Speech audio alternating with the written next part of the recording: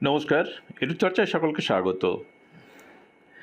আজ একটি গুরুত্বপূর্ণ খবর, সেটি হচ্ছে আদালতের নির্দেশে নম্বরসহ নিয়োগ তালিকা প্রকাশ করল স্কুল সার্ভিস কমিশন। বৃহস্পতিবার সন্ধ্যায় পশ্চিমবঙ্গ কেন্দ্রীয় স্কুল সার্ভিস কমিশনের ওয়েবসাইটে এই তালিকা প্রকাশ করা হয়।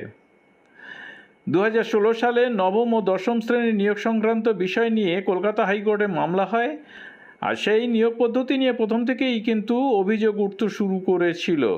প্রশ্ন তোলা হয়েছিল, চাকরি প্রার্থীদের যে তালিকা প্রকাশ করা হয়েছিল তাতে তাদের প্রাপ্ত নম্বরের উল্লেখ ছিল না, আবার অনেকের প্রাপ্ত নম্বর নিয়েও প্রশ্ন ছিল।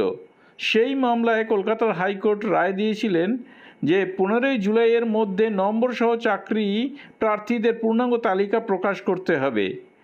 আর সেই নির্দেশ মেনে এদিনই একদিন আগেই তালিকা প্রকাশ করে দিল স্কুল সার্ভিস কমিশন। নবম ও দশম শ্রেণীর স্কুলে নিয়োগের জন্য পরীক্ষা হয় 2016 সালে, নিয়োগ প্রক্রিয়া সম্পন্ন হয় 2019 সালে, কিন্তু নিয়োগের পরেই অভিযোগ ওঠে চাকরি প্রার্থীদের তালিকার নম্বর প্রকাশ না করায় প্রক্রিয়ার স্বচ্ছতা নিয়ে প্রশ্ন ওঠে। সঙ্গে ওয়েটিং লিস্টে থাকা অনেক চাকরি প্রার্থীদের মেধা তালিকায় নম্বর টপকে চাকরি পাওয়ার অভিযোগও ওঠে, আর তাতে এই বিষয়টি আদালতে পৌঁছায়।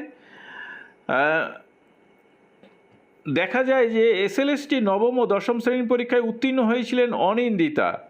মেধা তালিকায় নামও ছিল তার অভিযোগ ছিল তার থেকে কম নম্বর পেয়ে চাকরি পেয়ে গিয়েছেন কয়েকজন। এই নিয়ে তিনি হাইকোর্টে মামলা করেন, আর দীর্ঘ শুনানির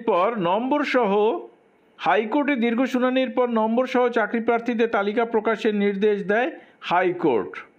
আর তারপরেই কিন্তু এই তালিকা প্রকাশিত হলো।